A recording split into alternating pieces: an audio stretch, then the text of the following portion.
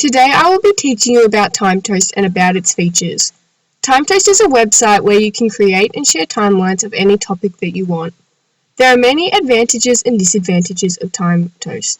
Advantages are it's an easy way to create timelines. You can share, embed, and print your timeline. You don't have to give any personal details to make an account, only your email. There are also a few disadvantages such as you need the internet to use it. You need to have JavaScript enabled and Flash Player 9.0 or above installed, and you have to pay to get most of the features. When you go into timetoast.com, your screen should look like this.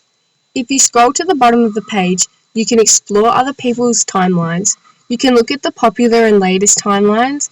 You can look at timelines that have been updated recently, and you can even look at timelines in different categories such as music, science, art, history, and many more. To start making and editing your timeline, you have to either sign in or sign up to do it. If you are signing up, you'll most likely use the free option, but there is also a basic and a pro option, but you have to pay for those. If you already have an account created, you just click login and then enter your username or email and your password. Once you've logged in, it will come to your dashboard. It will say hi and then your username and welcome. Next to that, on the right of the page will be create a new timeline. So you click that and you'll come up to this page.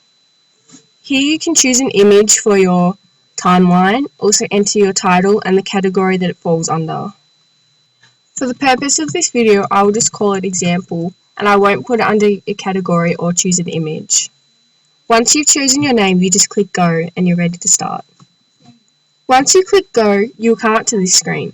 You can then add an event, add a time span, and you can edit the title and picture again if you want to change it.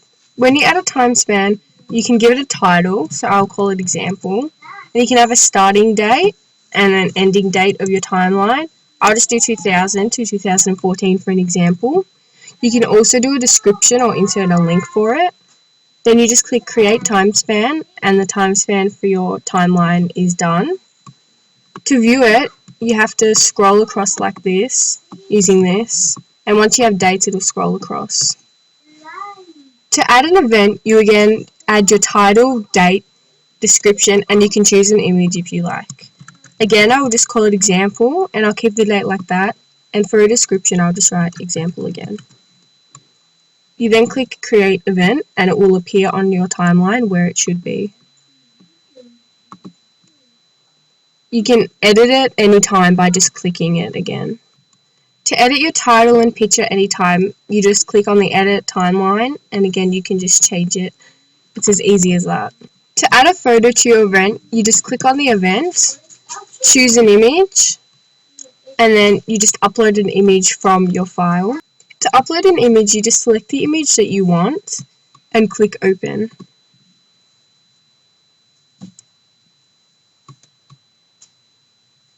It'll then process and then you can put it into your timeline. The image might take a while to process, so you can continue editing and then it will just automatically appear onto the timeline.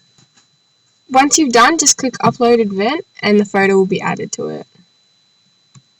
I just added a few more events to show you what it would look like with a couple of events, and then you can just click view timeline to see your timeline without the editing version. This is what the timeline looks like once it's finished. You can click on any of the days to enlarge it.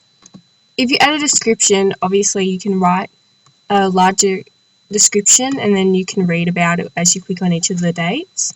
This helps a lot with schoolwork if you have a project or something that you need a timeline for, because you can include lots of information in it as well. To edit your timeline at any time, you can just click the edit timeline button, or if you click collaborate, that means that you can edit it with somebody else. By clicking onto your dashboard at any time, you can view your timelines that you have made.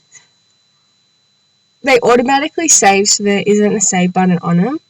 If you click actions, you can edit your timeline at any time. You can delete it, or you can do a collaboration. You can also decide to change it from draft to public, so then anybody can view your timeline.